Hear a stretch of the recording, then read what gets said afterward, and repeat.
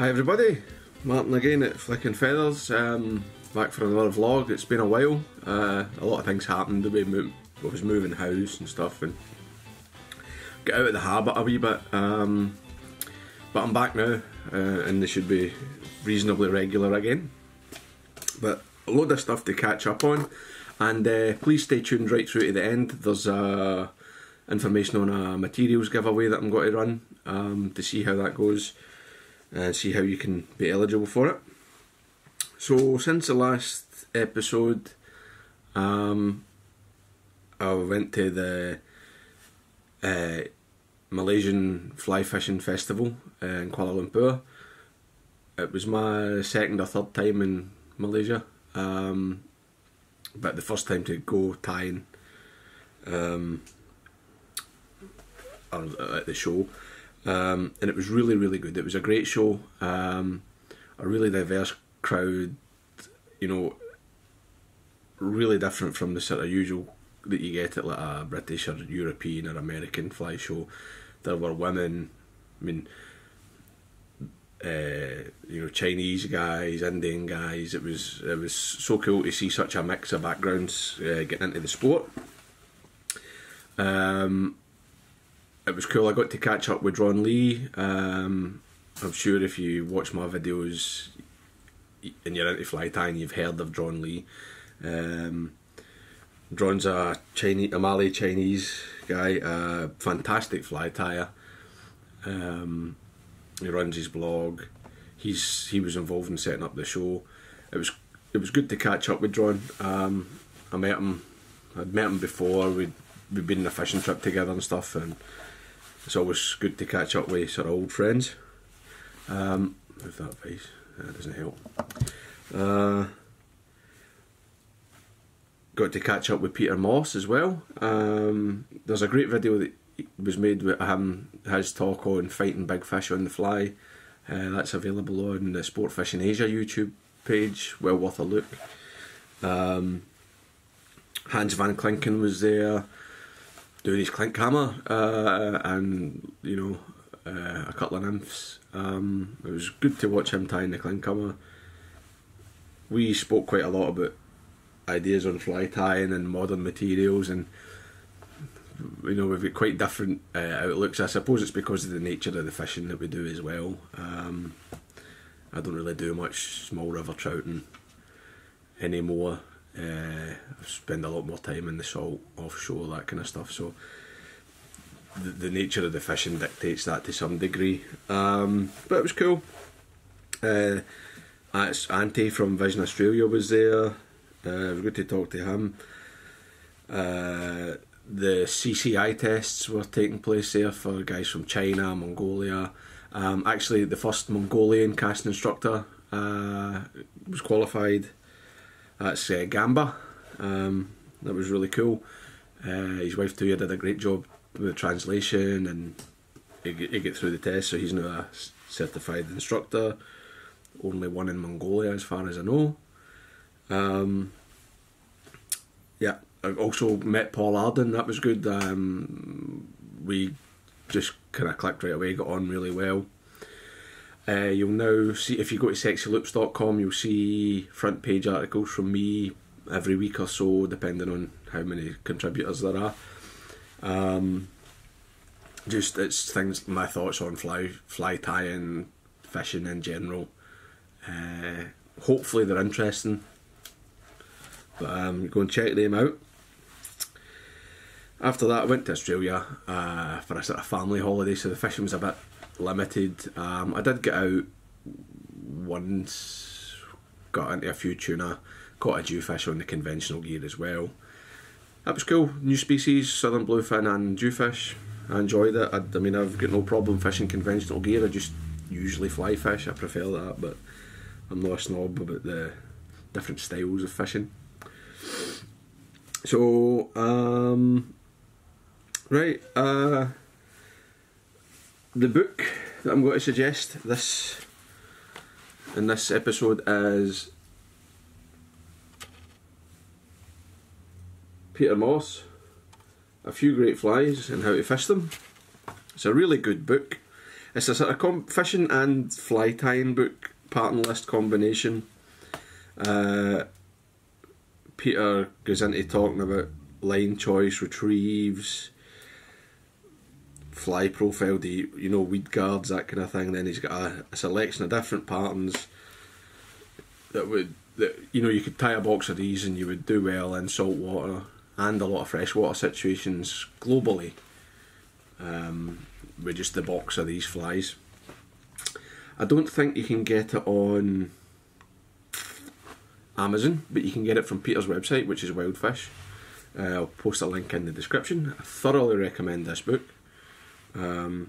His other book, Saltwater Fly Fishing Fundamentals, I'm not sure if it's still available, but it's probably, if you can get a hold of it, that's probably the best book on saltwater fly fishing for somebody looking to start. It's, in my opinion, it's better than Lefty's book. I know a lot of people will say that's sacrilege, but it is.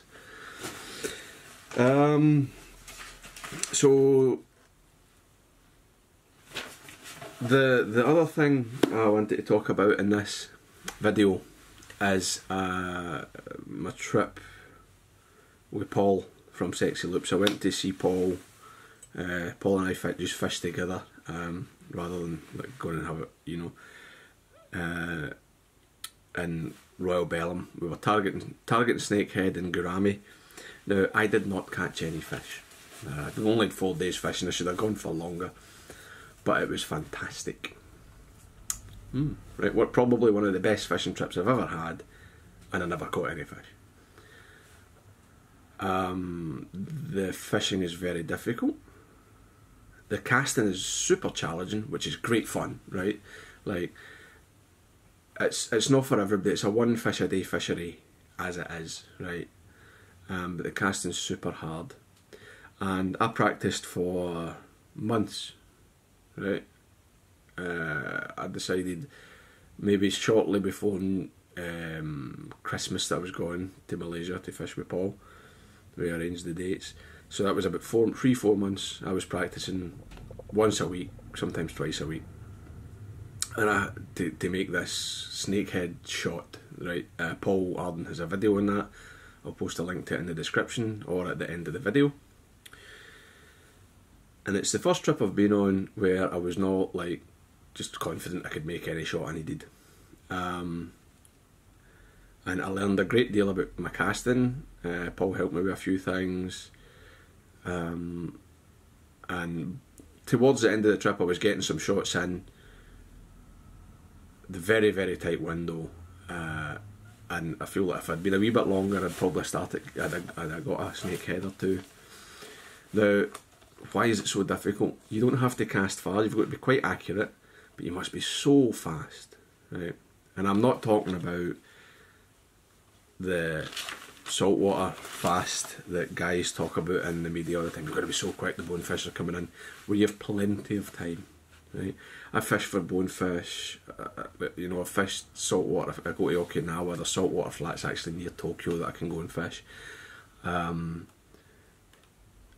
The quickness that people talk about in saltwater, whether it's tarpon, bonefish, permit, snook, jacks, whatever, GTs, triggers, it's not anything like these snakehead and temangor. This is not battering into a weed bed and fishing for snakehead like they're a largemouth bass. These are fish that are coming up at 30 metres of water, coming up near vertically to gulp air and come back, and you've got to hit the dinner plate within a second, maybe 2 if you've got a long time, right? It's really quick. The fishing is certainly not for everybody, but it's a fantastic learning experience, and it will make you much better, a much better angler and a much better caster, and it will equip you much better if you do go a trip for bonefish or tarpon or something. If you can learn this cast, it's a vastly improved pickup and lay down. I'd really encourage you to learn it. It will improve your fishing all round, right? But something that did sort of come up in this trip was an issue of line weights. before the trip I bought 2 Rio direct core bonefish lines, 6 weights allegedly, but they're not. The 6 weight is 7 basically. Well, it's a 6 3/4 I suppose, but it's a 7, and 8 weight's a 9. Now they're not cheap lines. They're pretty expensive, and I would say I wasted my money on them. I don't particularly like overlining, right? I never have. I like, I'm the kind of person that I like a longer carry, if I can get it. And it was very noticeable when I was trying to land the fly first on the 6 weight when we were targeting gourami, that there was a noticeable kick whenever I put pull back into the cast or torque twist, and it was quite detrimental to the presentation. Now I understand that these lines are not designed for this purpose, but it is basically just a weight forward line with a steep front taper. But it's not the right weight, it's a 7, right? I know that the industry's moving that way because rods are getting faster and guys are buying rods that they can't cast, so they overline them to slow the rod. But the line doesn't have a grain weight on the box. They don't have a grain weight on the website. None of the material or literature that they have on their website gives you a grain weight. Now, I don't use generally scientific anglers lines because I know that they're half a size heavy. If I did use one, I would probably go half a size light.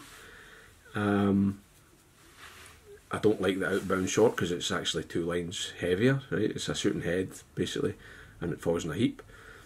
But the issue here is that the companies are, if they're just giving you a line number, an AFTM number, you've got to be able to trust that. It's designed to simplify line weights, but if they just start going, oh, this is a 6 or this is a 7, with little bearing a relationship to what a 6 actually is, how are you supposed to judge it, right? I know better, and you know better than anybody at Rio or SA or Airflow or whoever else makes lines, right? What a line you want for your rod. Some rod line combinations are different and all the rest, but nobody at Rio has watched me casting. Nobody at Rio knows what rod I'm putting that line through. But if they gave me the grain weight, I could make a choice, right? Instead of wasting $240 on 2 lines that are not really that useful to me, I could have went down a line size and had lines that were just dead nice for me that I'd have liked. I posted this on Facebook and Instagram last week after I get back, and I weighed the line and found it to be a 7. And quite a positive response from a lot of people saying that they, same issue, that they wanted the line to be the line weight it was supposed to be, or at least tell us the grain weight, right? Now, the only way that these companies are going to start doing that is if you get in touch with them, right? I've got in touch with Rio, I've complained about it. I don't necessarily object to the line being a bit heavier, I just object to not knowing what weight it actually is. There's nothing stopping them publishing a grain weight on their website. It's a work of minutes for them to change that. Alright, the boxes are printed and they're out and all that now, but in future they could be putting grain weights on the box. And I've said to everybody who responded to my posts on Facebook and that, get in touch. Send them a message. Could you publish the grain weights? It's obviously something that's frustrating a lot of people.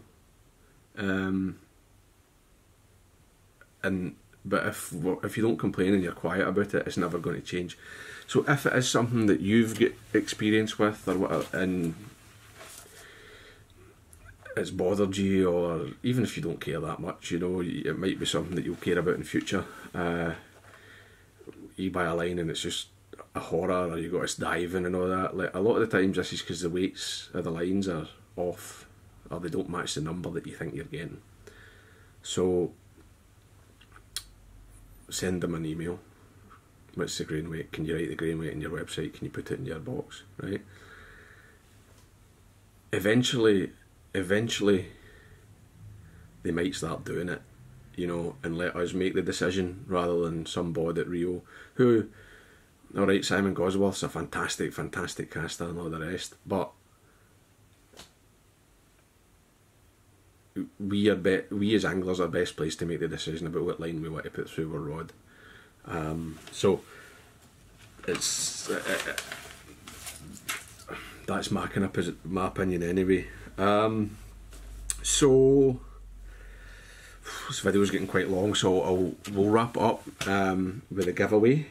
Now, often in my videos I say like, oh, so if you subscribe to Patreon to support it, you'll be eligible for members only content, which there are fly tutorials that I put on Patreon, only accessible to Patreon supporters.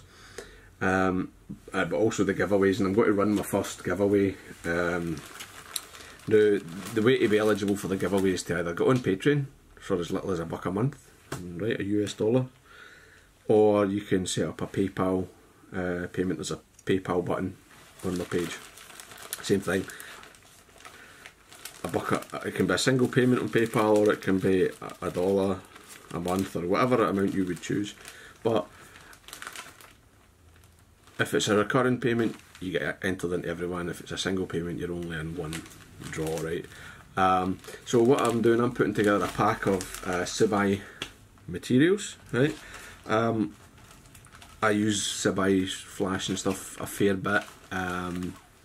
They've got lovely blends of colour, so I'm going to put together a pack of like the sparkle hair, the tinsel blend hair, which is a flat flash, stuff like this, the Icelandic sheep with flash blended into it, some dubbings, but a decent wee pack of material. And at the end of April, beginning of May, I will choose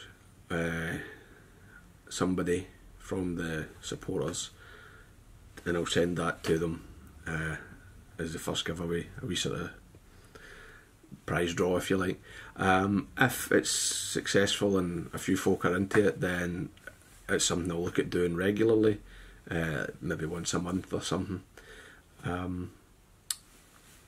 Hopefully that'll keep people kind of interested, and it might add a bit of interest to you guys. It might, you know, you might see some materials that you've not seen before or whatever. That could be interesting to you. And again, as that kind of increases, there might be like more valuable stuff, more valuable prizes. Again, depending on the levels of interest in that. So, thanks very much for watching, guys. That will do us for today. I'll be back again without like a 5-month break next time. So, tight lines, guys. Bye.